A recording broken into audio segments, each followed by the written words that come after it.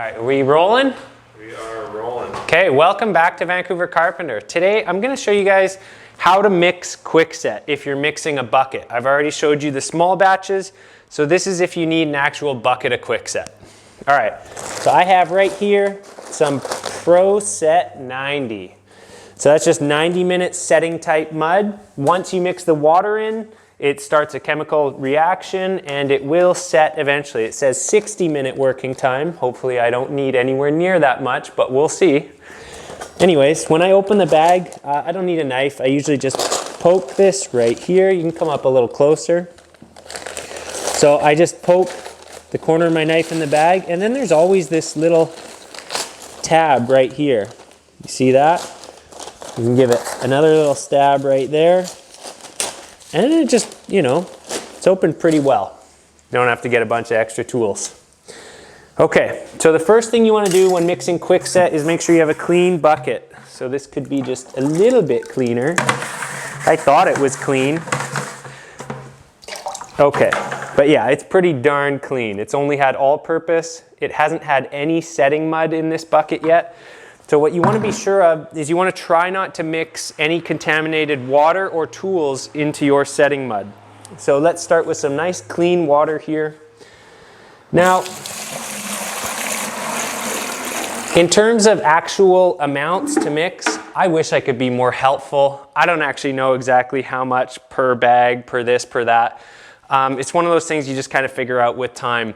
So you want to err on the side of making it a little thicker at first, because you can always thin it down more with a bit more water if you notice it's too thick. And also, hang on, braining, loading. The other thing I'm trying to say is it's better to mix a little bit more mud than not enough, because it really sucks when you're trying to work with this stuff and have consistent set times and get on to the next task, that you want to make sure you mix enough mud, because the last thing you want is, say, doing 90-minute, you know, you mix it up, tape a bunch, you run out of mud, and then you have to remix another bag of 90-minute and wait like, you know, another hour before you can actually start your next task. So that's one thing to think about. Anyways, let's get right to the mixing. So notice I added the water to the bucket first. You always want to add the water to the bucket first. I might need a little more here.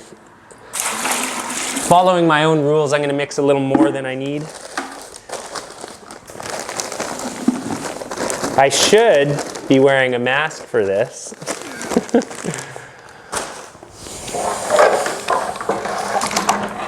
A little silicosis never hurt anyone, eh? Said nobody on their deathbed dying from silicosis. Okay, so I need a lot more in here.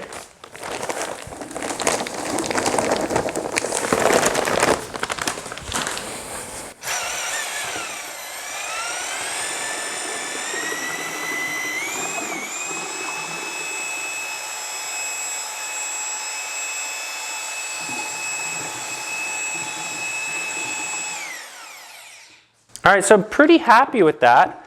It's a little bit on the thick side, but it's gonna thicken up even a little bit more. So the reason I'm saying this is on the thick side is because I'm gonna be using it for taping, and I want it runnier than that. So I already know, because this stuff is going to thicken up as the little bits of clumps work in, there's like a term for it. You have to let it slack off or something, I don't know. Thin sets are the same, lots of muds are the same this way. But yeah, I'm gonna add just a little bit more water for my nice clean water here, because I want it runnier and I want to get moving on this.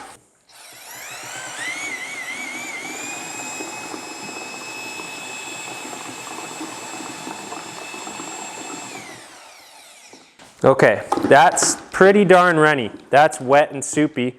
And it's still going to thicken up on me. So in about 10 minutes, it's going to be thicker than this. I'm going to give it just a little bit more. Geez, we're really dragging out this video, aren't we?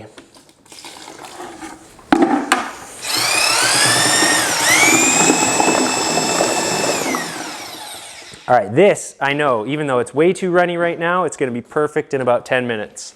So how do you clean your paddle? Well, why don't I just show you?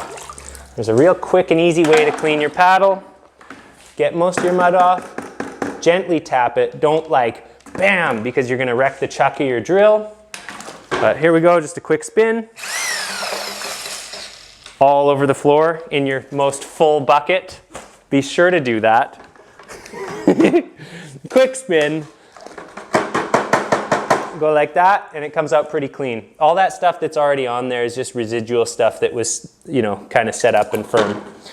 So this soupy bunch of mud is now ready for me to tape with the banjo, which is a whole other video. So we better end this one and get to that one. So thanks for watching Vancouver Carpenter.